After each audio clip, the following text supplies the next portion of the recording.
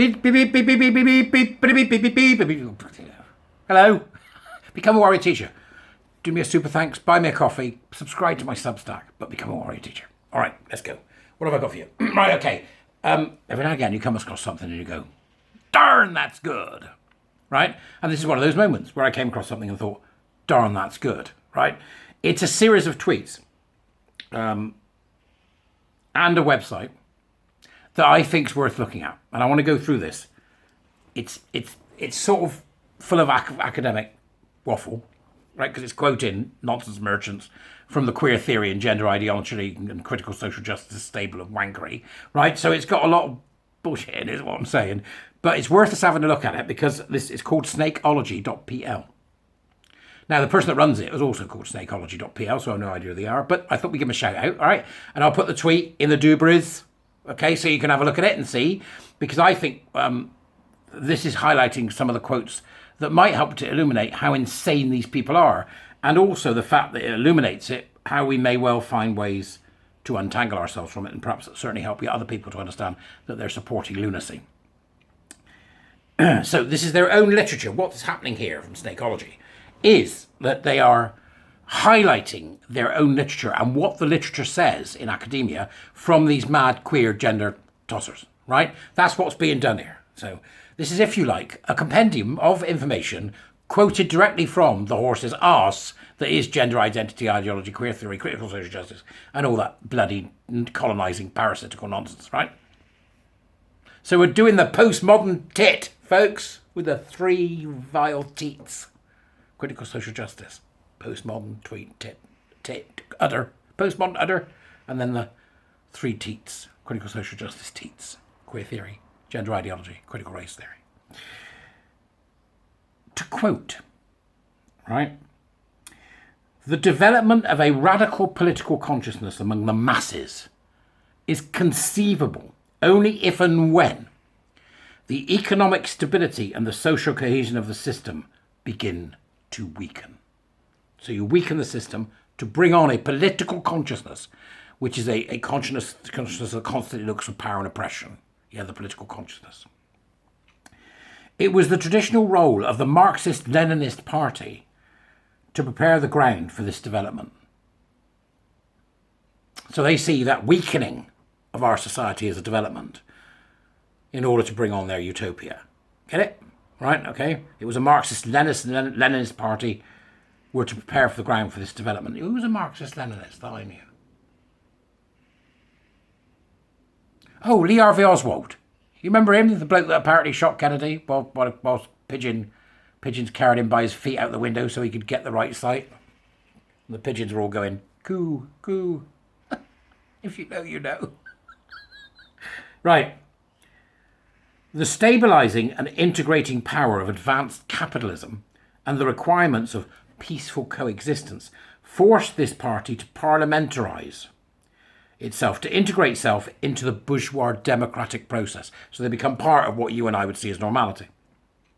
And to concentrate on economic demands, thereby inhibiting rather than promoting the growth of a radical political consciousness. What it's saying is that there was a focus on class. There was a focus on economic equality, i.e. making sure everybody's got enough to keep going for a start and then a bit over to make life better. That was what was going on. Is this, obviously we know there's been a massive increase in standard of living over the last 100 years. It's phenomenal, really, how wealthy we bloody are now. A good place to be. And that was said by Herbert Marcuse. Okay, so there's your first bit. We're in there. We're waiting for the economic and social breakdown. We're waiting for the social cohesion to go and the economic stability to go. Black Lives Matters, anyone? Right, okay. So COVID. You know, all these things come together. I'm not saying anybody did it. I'm saying it all came together. Was manna from heaven for the Marxist-Leninists, a bunch of pissed off, fed up old wankers, right? The result will be a spread, not only of discontent and mental sickness, but also of inefficiency, resistance to work, refusal to perform, negligence, indifference, factors of dysfunction which would hit a highly centralised and coordinated apparatus, where breakdown at one point may easily affect large sections of the whole. What they're calling for there, what they're saying there is,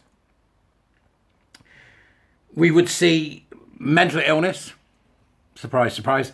And within that mental illness, there would be the general malaise of the individual, not wanting to do any work, being negligent in their thinking and their behaviours, and indifference to the system that has brought to us such wealth, and to the rest of the world, by the way. So this is a critique to a certain degree against capitalism. To be sure, these are subjective factors. It says that it'll break down. If you can break down one bit of it, it'll all break down. So they're about breaking it all down. This is the people teaching your kids, by the way. Okay? To be sure, these are subjective factors, but they may assume material force in conjunction with the objective economic and political strain to which the systems will be exposed on a global scale. They may assume material force. Interesting. Does that mean it's going to get violent? Is that what they're calling for? A violent revolutionary overthrowing of the status quo? And in order to enhance this political struggle, enhance this political mindset, this political consciousness, critical political consciousness, not critical as in critical thinking, critical as in to criticise, to take apart, to destroy, queer theory, gender identity ideology, critical race theory. With it then saying it's going to expose, the system will be exposed on a global scale for everybody to see how corrupt it is. Because it's all about power and oppression narratives. Then and only then, that political climate would prevail, which would provide a mass basis for the new forms of organisation required for directing the struggle. And again, that is from Herbert Marcuse, the philosopher. I'm just going to check while I'm sat here with you. Who was a German-American philosopher from the Frankfurt School. I mean, they're problematic, full stop. He was born in 1898 and died in 1979. So why the people are listening to this wibble, I don't know. You know, the man's gone, for God's sake. He was gone. He was writing that at a time that I imagine we were in a much, much different position. But yeah, here we are. And we move then from Marcuse to talk a little bit about queerness. So let's look at that, queerness. Queerness offers the promise of failure as a way of life. Isn't that interesting? And here I am obviously amending Foucault's formulation of homosexuality as friendship as a way of life. I love it. It's just great, isn't it? They say, and obviously amending. True. Obvious to me. Foucault with his, fiddling with kids or whatever it was he's supposed to have done, allegedly.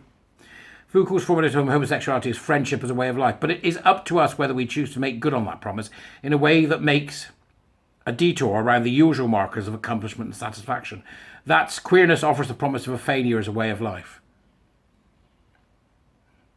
What they're saying is there, right, is that having two kids, being married and all that business is seen as a success, in which case not doing that, which is the queer thing to do, offers the promise of a failure as a way of life, because it will be seen as a failure by those that are normal. It's all power and oppression bullshit. That came from Judith Halberstam, the queer attraction of failure. I mean, these people are deranged. It is up to us whether we choose to make good on that promise in a way that makes a detour around the usual markers of accomplishment and satisfaction. What it's saying is, take happiness. The attraction is to not be what they would call heteronormative. In many cases, to encourage people for whom that is a perfectly valid and normal way to live, to not do so in order to destabilise a system, which is a capitalist system that has exploited the worker. All right, let's go, comrades. Right? Nutters. Okay? This is supposed to be the intellectual left, by the way. And then we've got Lee Edelman, who wrote No Future, Queer Theory and the Death Drive, these people. And he says, or she, I'm presuming a he, at the heart of my polemical engagement with the cultural text of politics and the politics of cultural text lies a simple provocation that queerness names the side of those not fighting for the children, the side outside the consensus by which all politics confirms the absolute value of reproductive futurism. That's mocking what it is natural to do. That's mocking that which allows us to raise children and to do so well. That's mocking that which allows us to raise children and not just do well, but to become the future engineers, scientists, philosophers, poets, and artists who will bring us edification across the world like we won't believe. if we can get these fuckers gone. That's mocking it. That's Lee Edelman. No future. Queer theory and the death drive. And then we have Hannah Dyer. I borrow from queer theory's insistence that queerness is that which undoes identity, not what holds it together. Hannah Dyer, queer futurity and childhood innocence beyond the injury of development. That's a very attack upon childhood. It insists that queerness undoes identity. It doesn't. You have to have the identity to be in queerness. Queerness is the bastard twin sibling of identity politics. Do you get it? I know it's hard, right? I know it's difficult. Queerness is that which undoes identity, not what holds it together. Rubbish. Absolute rubbish. What happens is they queer the concept of, the binary. Men and women getting married and doing all that. Well, we'll shatter that. But in order to shatter it, they need 48 flags. Wankers. And then we've got more from Lee Edelman. The queerness of which I speak would deliberately sever us from ourselves. That's interesting, isn't it? Considering that trans ideation is about the severing of the real from the fake. About severing the real to make it fake. The queerness of which I speak would deliberately sever us from ourselves. From the assurance, that is, of knowing ourselves, and hence of knowing our good. Such queerness proposes in place of the good something I want to call better, though it promises, in more than one sense of the phrase, absolutely nothing. There is nothing, nothing's worth having, everything must be queered, nothing's got any value, life's terrible, I'm a nihilist, children shouldn't have to wait to have sex, and by the way, let's queer the workplace, involve the banks. Oh, fuck off, Edelman, you twat. They're just nihilists. Then we have Laurent E. Duncan. These little quotes that have been put together by this individual.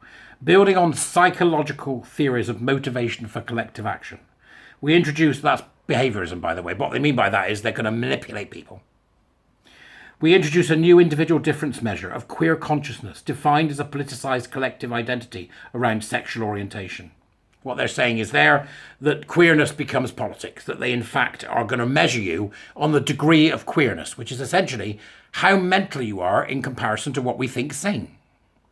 Now, it's fairly sane to want to grow up, have a good life, enjoy yourself. If you wish to, have children. If you want to get married, get married. If you want a career, have a career. If you want to be an artist, be an artist.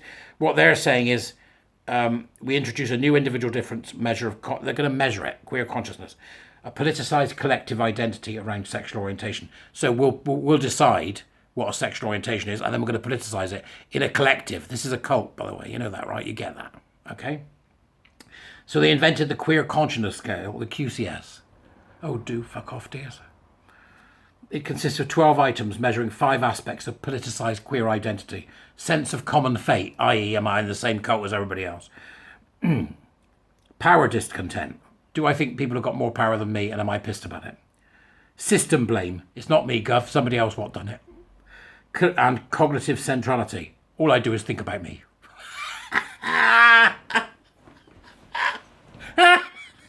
I think they even confuse themselves as a recipe for narcissism. And then the individual that did this, whose links are in the Dubries at snakeology.pl, has said, just in case someone gaslights you, I put together a list of quotes from academic scientific papers about children. Go and have a look. You don't believe me about how perverse queer theory, gender identity ideology, and critical race theory is? You don't believe me about how perverse this entire critical social justice thing is? Go and have a look at snakeology. You haven't seen the tip of it yet.